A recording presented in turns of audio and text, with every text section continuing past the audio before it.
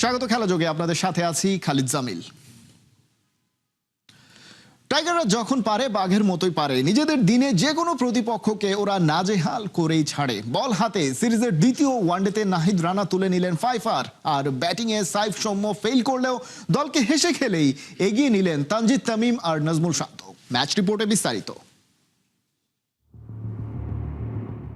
তানজিদ তামিমকে বারবার লোভ দেখানো হচ্ছিল ফুল আর লেন্থের বল দিয়ে। টাইগার ওপেনার লেনক্সের সেই বলটা লং অফে উড়িয়ে মারতে গিয়ে ধরা পড়লেন নিকোলসের হাতে। ব্যাটের টাইমিংটা ঠিকঠাক হয়নি। নিউজিল্যান্ড প্লেয়ারদের এতটা খুশি সারা দিনে কখনো দেখা যায়নি। তার মর্মার্থও বুঝতে রকেট সায়েন্স জানা লাগে না। বাংলাদেশ ব্যাটিং লাইনের সবচেয়ে ইনফর্ম ব্যাটারকে ফেরাতে পারা মানে খোয়াতে থাকা ম্যাচে অনেকটা কামব্যাক করা। দিনের শুরুতে টস জিতে ব্যাট করতে নেমে কিউইরা মোটেও চোখ মেলে তাকাতে পারেনি। সেটা এক নাহিদ রানার জন্যই না, শরীফুল তাসকিনরাও মিরপুরের 22 গজে ছড়িয়েছেন উত্তাপ। যদিও কিউইদের পয়লা উইকেটটা তুলে নিয়েছেন রানাই, হেনরি নিকোলসকে ফিরিয়েছেন 26 বলে 13 রান করা অবস্থাতেই। উইল ইয়ংও দাঁড়াতে পারেননি টাইগার সুপার এক্সপ্রেস বোলারের সামনে। ওয়ান ডাউনে নেমে 2 রান তুলেই হাঁটতে হয়েছে ড্রেসিং রুমের পথে। ওদিকে সৌম্য সরকারকে খানিকটা পার্ট টাইমার হিসেবে ব্যবহার করছিলেন ক্যাপ্টেন মেহেদী মিরাজ। তিনি এসেও খালি হাতে ফেরেননি, আউট করেছেন ক্যাপ্টেন টম লাথামকে। 35 বলে 14 রান তুলে লড়ছিলেন তিনি। তারপর ফক্সক্রফট, মোহাম্মদ আব্বাস কেউই থিতু হতে পারেননি সেভাবে। হাল ধরেছিলেন এক নিক কেলি। রানা তাকে যখন আউট করেন ব্যাট করছিলেন 83 রানে। কিউইরা গুটিয়ে যাওয়ার আগেই টাইগার পেসার পূরণ করে নেন নিজের 5 এর বাইরে জোড়া উইকেট শরীফুলের। তাসকিন, সৌম্য, রিশাদ হোসেন নিয়েছেন একটা করে। বাংলাদেশের সামনে মাত্র 199 রানের টার্গেট। জবাব দিতে নেমে অবশ্য টাইগারদের হতাশার শুরু। আগের ম্যাচের পারফর্মার সাইফ আর নতুন সুযোগ পাওয়া সৌম্য সরকার দুজনেই ফিরেছেন ব্যক্তিগত 8 রানে। তবে বিপদ বাড়তে দেননি তানজিদ তামিম আর নাজমুল শান্ত মিলে। ওদের পার্টনারশিপে 110 বলে আসে 120, আর সেটাই বাংলাদেশকে নিয়ে যায় জয়ের বন্দরের দিকে। দলীয় 141 রানে তানজিদ তামিম ফিরে গেলে নিউজিল্যান্ড সেই মোমেন্টাম ধরে গেড়ে বসতে চায়। নাজমুল শান্ত রিটায়ার্ড হার্ড হওয়ার পর ওরা যেন আরো পেয়ে বসে। লিটন দাস নিউজিল্যান্ডের বিপক্ষে আরেকবার যখন ফ্লপ করেন, বাংলাদেশের স্কোর তখন 4 উইকেটে 154। তবে বিপদ বাড়তে দেননি ক্যাপ্টেন মিরাজ আর তাওহিদ হৃদয়। শেষের এই জুটিতে চড়েই বাংলাদেশ টপকায় নিউজিল্যান্ডের দেয়া 199 রানের টার্গেট। মিরাজ 8 আর হৃদয় অপরাজিত থাকেন 30 রানে। 6 উইকেটে ম্যাচটা জিতে নেয় বাংলাদেশ। সেই সাথে সিরিজে আসে 1-1 সমতা। 3 ম্যাচের সিরিজে ট্রফিটা যাবে কার দখলে তা নির্ধারণ হবে বৃহস্পতিবার চট্টগ্রামে। খালিদ জামিল, 71। মুখে নয়, মাঠেই দিতে হবে জবাব। ম্যাচ সেরা নাহিদ রানার হুঙ্কার। 22 গজে গতির ঝড় ওঠানো নাহিদ স্পষ্ট জানিয়ে দিয়েছেন চট্টগ্রামে জয় ছাড়া কিছুই ভাবছে না টিম টাইগার্স। নাহিয়ান বিন জসিমের রিপোর্ট। ম্যাচ শেষে হোম অফ ক্রিকেটে দমকা হাওয়া, যে দমকা হাওয়াতে বাংলাদেশ কিউইদের কাছে উড়ে যেতে পারত, কিন্তু সেই দমকা হাওয়াটাকেই উড়িয়ে দিয়েছে নাহিদ রানার গতির ঝড়। বাংলাদেশ 87 বল আর 6 উইকেট হাতে রেখেই জিতে গেছে, সিরিজে সমতা এনেছে। দিন শেষে ক্যাপ্টেনের স্বস্তি, নয়া বিসিবি বস তামিম ইকবালের স্বস্তি, নতুন সিলেকশন প্যানেলের স্বস্তি। তাদের সময়ে বাংলাদেশ প্রথম জয়টা পেয়েছে, যার নায়ক নাহিদ রানা। নিউজিল্যান্ড দল এই ম্যাচটাতে হারলেও তারা কিন্তু হুঙ্কার ছেড়ে গেছে, ঠিকই বাংলাদেশকে তারা নাকি চট্টগ্রামে হারাবে এবং সিরিজটা জিতে নিবে। তবে নাহিদ রানাও কিন্তু হুঙ্কার দিতে ছাড়েননি। তিনি স্পষ্ট জানিয়ে দিয়েছেন বাংলাদেশ চট্টগ্রামেও একই রকমভাবে রাজত্ব করবে এবং সিরিজটাও জিতে নিবে। নিউজিল্যান্ড সিরিজ জেতার কথা বলছে তারা, অবশ্যই তারা ভালো টিম এবং আসলে মাঠে মুখে ক্রিকেট খেলা হয় না, মাঠে যে ভালো খেলবে সেই জিতবে। সো নেক্সট ম্যাচ আলহামদুলিল্লাহ দেখা যাবে। 13 ম্যাচ আর 14 মাস পর 50 দেখা পেয়েছেন নাজমুল হোসেন শান্ত। টপ অর্ডারে শান্তকে নিয়ে অনেক বেশি টেনশন ছিল, তিনি রানে ফিরেছেন। তানজিদ তামিম তার ফর্মটা বজায় রেখেছেন সবশেষ 5টা ওয়ানডের মাঝে। এটা তানজিদ তামিমের দ্বিতীয় 50, একটা সেঞ্চুরিও তিনি করেছেন। বাংলাদেশের ব্যাটিং ডিপার্টমেন্ট নিঃসন্দেহে ভালো করার কারণেই বাংলাদেশ এই ম্যাচটা জিততে পেরেছে। তবে সব কিছু ছাপিয়ে আলোটা কিন্তু কেড়েছেন নাহিদ রানা। নিঃসন্দেহে নাহিদ রানা এক্স ফ্যাক্টর এবং সামনে বিশ্বকাপ আছে, অনেক বড় বড় আসর আছে দেশে দেশের বাইরে। নাহিদ রানাকে নিয়ে অবশ্যই বাংলাদেশের টিম ম্যানেজমেন্ট অনেক স্বস্তিতে থাকতে পারে, তবে একটা অস্বস্তির জায়গায় আছে, আর সেটা হচ্ছে তার ইনজুরি। কোনো কারণে যদি ইনজুরিতে পড়ে যান তাহলে বাংলাদেশ হয়তোবা একটা বড় রত্নকে হারাবে। নাহিদ রানা আসলে কি মনে করছেন? ধরেন আপনি যদি যুদ্ধে নামেন তো কখনো ধরেন গুলি খেলার ভয় করবো না, সেরকম আপনি যদি ক্রিকেট খেলেন তো ইনজুরি আসবে, ইনজুরি পড়বেন, এটা স্বাভাবিক। আর হচ্ছে যে যেটা বললেন মেনটেনের বিষয়, এই জিনিসটা অবশ্যই ফিজিও আছে বিসিবিতে, যারা ওয়ার্কলোড ম্যানেজমেন্ট আছে, ফিজিও বলেন, ট্রেনার বলেন, তারা অবশ্যই দেখে এবং কোন ম্যাচটা কোন সিরিজে কয়টা ম্যাচ খেলবো তারা আগে থেকে ডিসাইড করে রাখে। তো অবশ্যই তারা ওভারঅল আলহামদুলিল্লাহ তারা মেনটেন করে আমাদের পেস বোলিং আমরা যারা গ্রুপ আছি। দারুণ একটা জয় নিয়ে বাংলাদেশের টিম হোটেলে ফিরে যাচ্ছে। সেখান থেকে বাংলাদেশের গন্তব্য চট্টগ্রামে, যেখানে বাংলাদেশ সবশেষ 5টা ওডিআইয়ের মাঝে 3টাতেই জিতেছে। পরিসংখ্যানটা বাংলাদেশকে স্বস্তিতে রাখছে নিঃসন্দেহে। পাশাপাশি ঠিক আগের 2টা সিরিজে বাংলাদেশ পাকিস্তান এবং ওয়েস্ট ইন্ডিজকে হারিয়েছে। ক্যাপ্টেন মেহেদী হাসান মিরাজের জন্য হ্যাটট্রিক চান্স। চট্টগ্রামে শেষ ওডিআইতে নিউজিল্যান্ডকে হারাতে পারলেই বাংলাদেশ টানা 3টা সিরিজ জয়ের কীর্তি গড়বে। একই সঙ্গে বাংলাদেশের 2027 বিশ্বকাপে সরাসরি খেলার যে সমীকরণটা সেটাও কিন্তু সহজ হয়ে যাবে। যদিও র্যাঙ্কিংয়ে বাংলাদেশের কোনো উন্নতি হবে না, রেটিং পয়েন্টটা বাড়বে। নাহিয়ান বিন জসিম, 71, ঢাকা। চাবুকের মতো ব্যাট চলছে তানজিদ তামিমের। পাকিস্তান সিরিজের পর নিউজিল্যান্ড সিরিজেও দুর্দান্ত ইনিংস খেলছেন টাইগার ব্যাটার। যদিও আক্ষেপ 24 রানের জন্য কিউইদের বিপক্ষে পাননি সেঞ্চুরির দেখা, তবে ওয়ানডেতে মারকুটে ইনিংস খেলার ধরনে সামনের বিশ্বকাপে টাইগারদের রান মেশিন হয়ে ওঠার বার্তা দিচ্ছেন তানজিদ তামিম। হাসান সজীবের রিপোর্ট।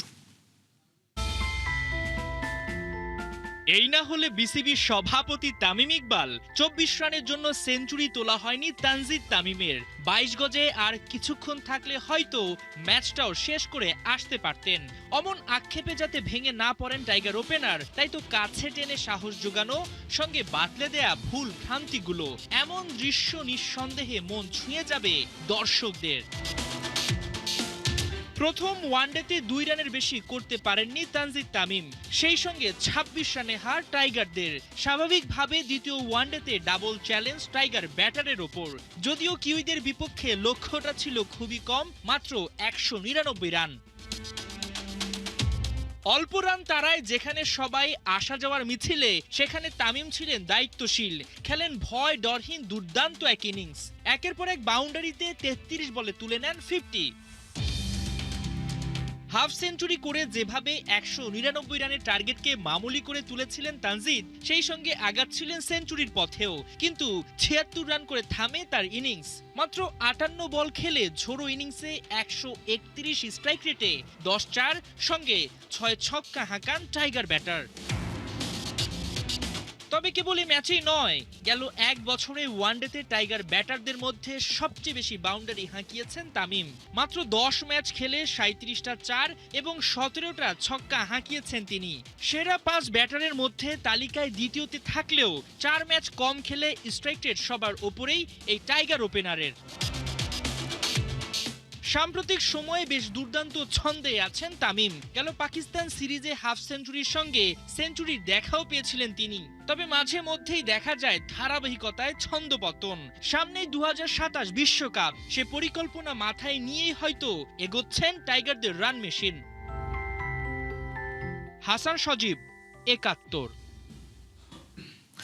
অনেকদিন ধরে ডাক পড়ে না জাতীয় দলে। দুদিন আগে ফেসবুকে দিয়েছেন অবসরের ঘোষণা। সম্মাননা পেলেন প্রিয় হোম অফ ক্রিকেটেই। লাল সবুজ জার্সিতে অনেক জয়ের নায়ক রুবেল হোসেনকে বিদায়ে নিয়ে দারুণ এক আয়োজন করেছেন তামিম ইকবালের বিসিবি।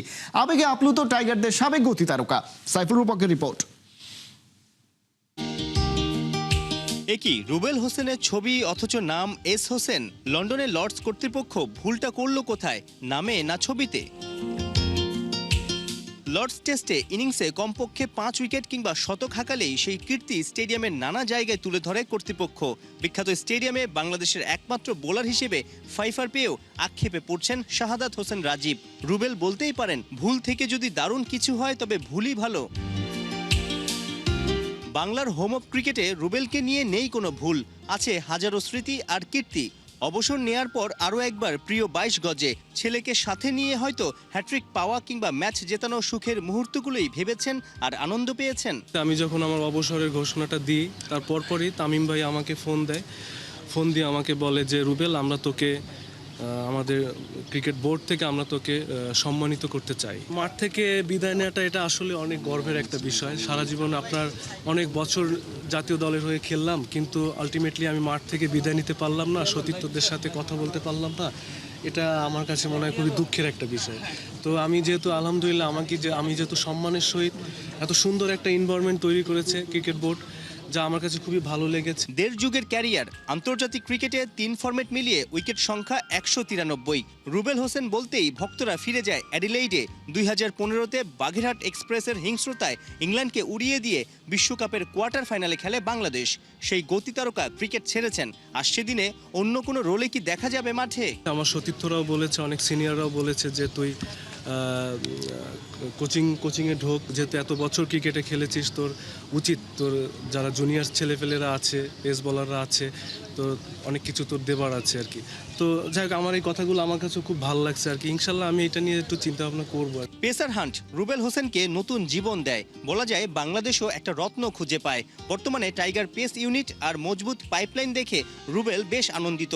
তবুও সভাপতি তামিমের কাছে আছে একটা আবদার। পেসার হান্ট থেকে উঠে এসেছি, তো আমি আমাদের প্রেসিডেন্টের সাথে এটা নিয়ে আমি বলবো কথাটা, তাকে আমি পার্সোনালি বলবো যে তারা যদি আবার পেসার হান্ট, যেহেতু আমাদের স্পিন হান্ট কিন্তু প্রত্যেক বছরই মনে হয়, তো পেসার হান্টটা কিন্তু অনেক বছর হয় না। তো পেসার হান্টটা যদি হয়, তাহলে আমার কাছে মনে হয় আমাদের বাংলাদেশে এরকমের ধরেন মুস্তাফিজ, তাসকিন যারা আছে এখন খেলতেছে, এরকম ক্রিকেটার আরও অনেক সামনে আমরা দেখতে পাই। একসময় জাতীয় দলে রুবেল হোসেনের প্রিয় সতীর্থ ছিলেন সাকিব আল হাসান। বিদায়ের খবর শুনে বড় ভাই নাকি বড্ড অবাকই হয়েছেন। সাকিব ভাইয়ের সাথে কথা হয়েছে, তার সাথে সে আমাকে বলছে যে আর কয়টা দিন খেলতে। তা আমি তার সাথে বলেছি আর কি, যে অনেক দিনই তো ছিলাম আর কি বাইরে আর কি। সাইফুল রূপক, ৭১। রাজশাহীতে শেষ মুহূর্তে নাটকীয়তায় জয় পেল বাংলার বাঘিনীরা। 3 ম্যাচ সিরিজের প্রথম ওয়ানডেতে শ্রীলঙ্কাকে 3 উইকেটে হারিয়েছে বাংলাদেশ নারী দল। টস জিতে ব্যাট করতে নেমে দারুণ শুরু করে শ্রীলঙ্কা। উদ্বোধনী জুটিতে 68 রান যোগ করেন হাসিনী পেরেরা ও ইমেশা দুলানি। 14 নম্বর ওভারে এই জুটি ভাঙেন ঋতু মনি। তৃতীয় উইকেটে 62 রানের জুটি গড়েন দুলানি ও হাসিমা করুণারত্নে।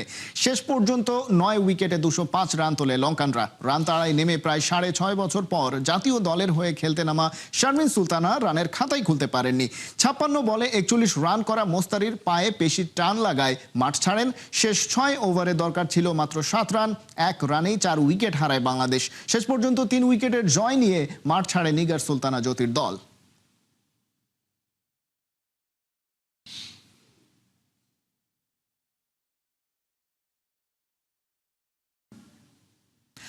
প্রতিমন্ত্রীর বাসায় গিয়ে ক্রীড়া কার্ড হাতে পেয়ে জামাল ভুঁইয়া এতটাই খুশি যে বলেই ফেলেছেন এর নাম স্পোর্টস কার্ড নয়, নামটা হওয়া উচিত ছিল আমিনুল কার্ড। আগের দিন ব্যক্তিগত ব্যস্ততায় কার্ড গিভিং সেরিমনিতে ছিলেন না জামাল, তাই পরদিন সকাল সকাল আমিনুল হকের বাসায় গিয়ে কার্ড গ্রহণ করেন। জামালের বিশ্বাস এই কার্ড তরুণ খেলোয়াড়দের আরও বেশি অনুপ্রাণিত করবে। বিস্তারিত শেখ আশিকের রিপোর্টে। এটা ইন্ট্রোডিউস করছে, তো আমরা বলতে পারি এটা আমিনুলের Aminul card, not sports card. আমি বলবো আমিনুল কার্ড। ক্রীড়া প্রতিমন্ত্রীর কাছ থেকে স্পোর্টস কার্ড বুঝে পেয়ে জামাল ভুঁইয়া যে কতটা খুশি সেটা তার ফিডব্যাকেই বোঝা যাচ্ছে। 1 যুগেরও বেশি সময় ধরে জামাল আছেন বাংলাদেশে। ক্রীড়া মন্ত্রণালয়ের অনেক মন্ত্রী প্রতিমন্ত্রীকে দেখেছেন, কিন্তু কারো কাছ থেকে এতটা সম্মান পাননি ক্যাপ্টেন জামাল। তাই তো আবেগ একটু বেশি কাজ করছে ওর মাঝে। ফার্স্ট টাইম বাংলাদেশি হিস্টোরি আমরা একটা ক্রীড়ামন্ত্রী পাইছি যে সবাই জন্য চিন্তা করতেছে। তো এটা আমি বলবো এটা একটা খুব ভালো পজিটিভ নিউজ দ্যাট আমরা একটা স্পোর্টস মিনিস্টার যে সবার জন্য চিন্তা করতেছে, স্পেশালি ন্যাশনাল টিম প্লেয়ারের জন্য। ক্রীড়া কার্ড অবশ্য আগের দিনই দেয়া হয়ে গেছে। ব্যক্তিগত ব্যস্ততায় সেখানে উপস্থিত ছিলেন না জামাল, তাই পরদিন সকাল সকাল জাতীয় ফুটবল দলের রানিং ক্যাপ্টেন হাজির এক্স ক্যাপ্টেনের বাসায়। 2 প্রজন্মের সেরা 2 অধিনায়ক পাশাপাশি বসে দেশের ফুটবলের চড়াই উতরাইয়ের গল্পেও মাতেন। এটা একটা motivation means you have to এটা তো সিকিউরড প্লেস না। সো আফটার 4 মান্থস মেবি নতুন প্লেয়ার আসবে না, so it's a motivation to do better and to do better for the country. আগের দিন জামালের হাতে ক্রীড়া কার্ড তুলে দিতে না পারায় মন খারাপ হয়েছিল প্রতিমন্ত্রী আমিনুল হকের। দেশের ফুটবলে প্রবাসীদের টেনে আনার পায়োনিয়ার হিসেবে প্রতিমন্ত্রীর কাছে জামালের গুরুত্ব আলাদা। আমাদের বর্তমান ন্যাশনাল টিমের ক্যাপ্টেন আমাদের জামাল ভুঁইয়া এবং দীর্ঘদিন ধরে বাংলাদেশ ফুটবল টিমকে আসলে যে একটি নতুন একটি ধারায় যে নিয়ে আসা, বিশেষ করে আমাদের যারা বাংলাদেশি বংশোদ্ভূত খেলোয়াড় বিভিন্ন দেশে যারা বসবাস করে, এটার ইন্ট্রোডিউসটা কিন্তু জামাল ভুঁইয়া করেছে। সো দ্যাট জামাল ভুঁইয়াকে দেখে কিন্তু আজকে বাংলাদেশের বিভিন্ন মানে পৃথিবীর বিভিন্ন প্রান্ত থেকে যারা বাংলাদেশি বংশোদ্ভূত রয়েছে তারা কিন্তু এখন আগ্রহ প্রকাশ করছে। সো আমার মনে হয় যে এটার জন্য আমি ডেফিনেটলি জামাল ভুঁইয়াকে আমি ধন্যবাদ দিতে চাই। 2 ধাপে ক্রীড়া কার্ড দেওয়া হয়েছে মোট 300 জন ক্রীড়াবিদকে। প্রতিমন্ত্রীর টার্গেট 500 জনের হাতে এই কার্ড তুলে দেওয়া হবে। শেখ আশিক, 71, ঢাকা। এই ছিল এখনকার খেলাযোগে। সরাসরি সংবাদ অনুষ্ঠান দেখতে চোখ রাখুন 71-এর ফেসবুক পেজে এবং সাবস্ক্রাইব করুন 71-এর ইউটিউব চ্যানেল। 71-এর সাথেই থাকুন।